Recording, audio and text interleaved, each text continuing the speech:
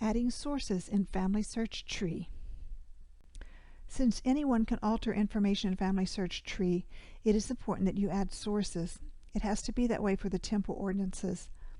People will be less inclined to change information in your tree if they can see that an actual record has been attached, proving birth, marriage, or death.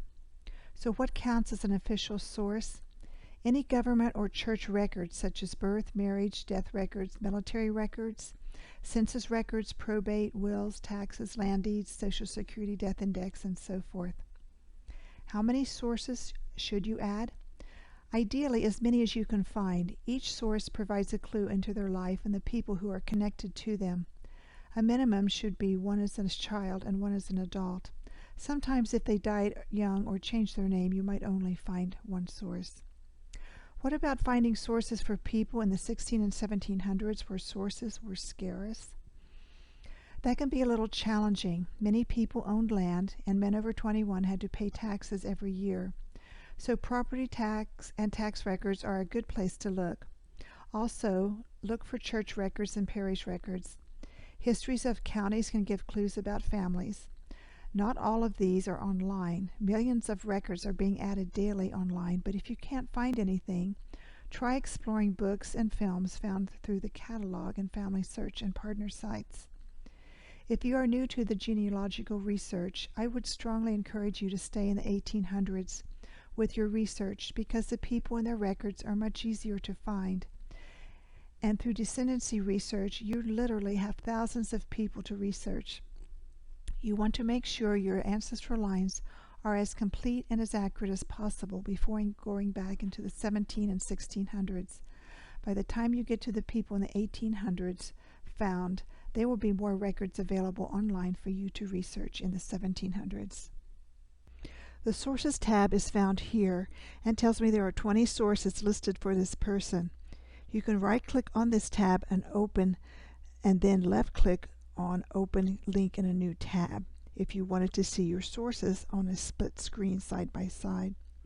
Over here are hints from Family Search, which you can add as a source, or you can go directly into Family Search. They show only 3 hints at a time, but if you click on Show All, and you can see the bigger picture. I always add all the hints, even if they are about the same event, because one or more of these hints could be attached to someone else. It may be a duplicate Family Search didn't pick up, or it may reveal other things I need to look into. Every hint you attach acts like a web and attracts other hints and sources. You can review and attach from here, or go here to explore more records in Family Search. I'm going to show you several ways to attach a source. The first way is to go into the person's details page of an ancestor. I want to view this hint and possibly add this hint to my sources. If I found this source in Family Search, I would follow the very same procedure. When I click on a record hint, in this case the 1920 census, this box will pop up and I can see at a glance if I want to further investigate this record. I do want to review and attach this record, so I click the blue box that says Review and Attach. After checking the original document under Image, I am confident that this record is of my family, so I add the place of residence where it says Compare, give a reason why I'm attaching it, and click Attach. I click on Compare beside Ira's name to attach the 1920 record to him as well. Hannah's record is green because she already has this record attached to her sources. The record changes to green after it adds this source to an individual. I now have this source added to each individual in the record. When we go into her source box, we can see the 1920 census that we just added. If I click on View the Original Documents source, it will take me right to that document. I can view the original document and I can see similar records here. I'm thrilled to see this feature has been added. Similar records are also shown when you search from the main Family Search database. Speaking of the main database, know that you can edit your search results over here. Family Search automatically inserts whatever information is on that person's detail page, but you can change it. Click on Update if you change anything. This icon means the record is attached to a person. This icon means you can view the details of this record. The camera icon means you can view the image. Going into Sources, you have 3 tabs. Clicking on Detail View allows you to see the details of all the sources you put in. Clicking on View allows you to see source citation and URL. You can edit that source or review it, or review who it is attached to. You can detach it here, report abuse, tag it to a specific event such as birth or death, and so forth. Under Add Source, I can add a new source, add a new memory source, such as a photo and information contained in that photo, or I can attach a source from the source box.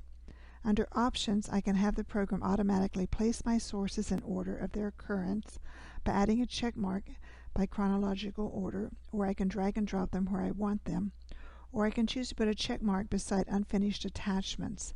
So if I or someone else forgot to attach a source to all the people listed in that source, it would remind me.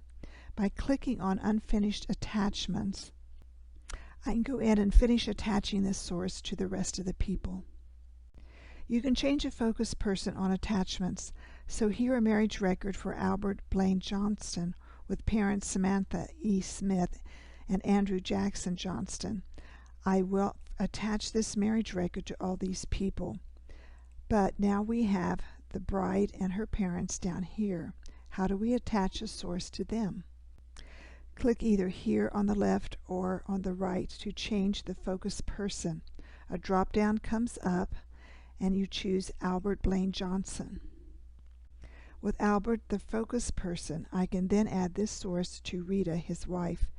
We still need to add this source to Rita's parents. Click here again to bring up the drop-down and make Rita the focus person.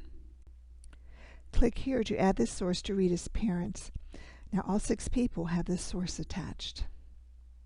Also know that you can click and drag a person to the right spot if they didn't align with the correct person in your tree.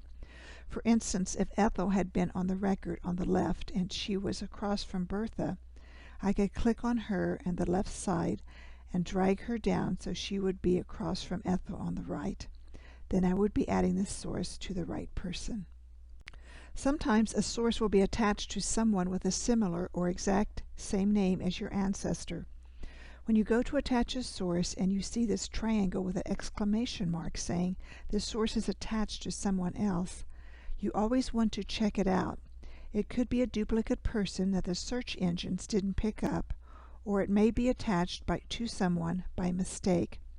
Click on the PIN, personal identification number, and go into that other person's detail page. Look at the family relationships and dates and places and spellings. Check for alternate names in the sources. Look at all their sources. You may have to do a little research on this person to find their parents or spouses. If you conclude they are the same person, you can copy that other person's PIN number and go into your person and merge the two by ID. If you conclude that they are different and this source refers to your ancestor and not theirs, you can detach the source from their sources and put this source in your person's sources. Click on Detach. You will see this pop up and you will need to give a reason why you are detaching it, and then click on Detach again. Here's another way to put in a source. Click on Add Source under the Sources tab. You will then click on Add New Source. I will go directly to Ancestry and find a census record. On the left is a box that pops up when you click on Add a Source. The record on the right is a census record I found on Ancestry. I've reviewed and verified that this is about my family. To attach this record into Family Search, I will copy and paste the information. The title will be John L. Scott in the 1920 census. The green arrow shows where to paste that title. In the second box, I will copy the URL of the site indicated by the purple arrow. And the third box is indicated by the blue arrow is a citation of where the record is found. It might include a microfilm number or an image. The fourth box indicated by the red arrow is what information is contained in this source, so I copy and paste this into the fourth box down. If you don't remember what goes in each box, these boxes give you examples and prompt you what to put in. The fifth box, you attach a reason why you're attaching that record to John Scott, and you can tag it with which detail this covers. The census record covers name, gender, and birth. Make sure you have a check mark by Add Source to my source box, and this goes in my source box as well as the person you're attaching it to. By being in the source box, I can attach the record to other members of my family on this record. Here's the information all filled out. Click on Save. I want to talk about the source box. So under the Sources tab, click on Add Source, and from the drop-down, click on Attach from Source Box. This will take you into the source box. Home tells me how many sources I have minus the folders. All tells me how many sources I have including my folders. I can create a folder by clicking here. I have 2 folders, one for West Virginia and one for Ohio, or you can sort them by family names or whatever works for you. From this page I can create a new source by filling in the blanks as previously shown, and save it. By clicking on this drop-down, I could rename the folder or remove the folder. If I click on the word Attach, it will bring up this box asking me to give a reason why I want to attach the record to Jane Ann McBride. If I click on the paper clip, it tells me the people I have attached to this source, and I can detach it if I find it doesn't apply to that person, for instance. Putting a check mark beside the source allows me to open the source details, move the source to a folder. It will bring up a list of your folders and you can choose the appropriate one, or simply remove the source. You should clear out these sources once in a while after you've finished attaching them. It doesn't remove them from the people you have attached them to, just here. Click on Select All and then click on Remove to remove this page of sources. If you didn't want to copy and paste, there's another little tool you can use if you want to. This is a lot faster. RecordSeek is a way to automate the process of adding sources to your source box from websites other than FamilySearch.org. Go to Google and type in recordseek.com in the address bar. Open up your bookmark bar. Do this by going to the 3 dots at the right, top right, and then Bookmarks, then Show Bookmarks bar. It just opens up a place to put this green rectangle, which you will drag from here to the newly opened Bookmarks bar. Here's a record I found on Ancestry. I want to add this source to Family Search. Highlight everything on the record and then go up to the bookmark bar and click on Record Seek. The program will ask you where you want to put it. Click Family Search because that's where we are putting it. You would do the same procedure if you were putting this source into Ancestry. It will ask you to sign into Family Search the first time. You can see here RecordSeek has captured the source title, the source URL, the citation, and the information of what is in the record. Click on Next. Insert the PIN of the person you're attaching the source to, give a reason you're attaching it, and then click on Create and Attach. The program congratulates you on adding this source and then asks you if you want to attach this record to someone else. Click on Attach to another person, then insert the PIN of another person. Click on Next to keep repeating until you have added it to all the other people in the record. Thanks to RecordSeek, I was able to add this source to all these people quickly and easily. This concludes this presentation. You are now ready to add sources.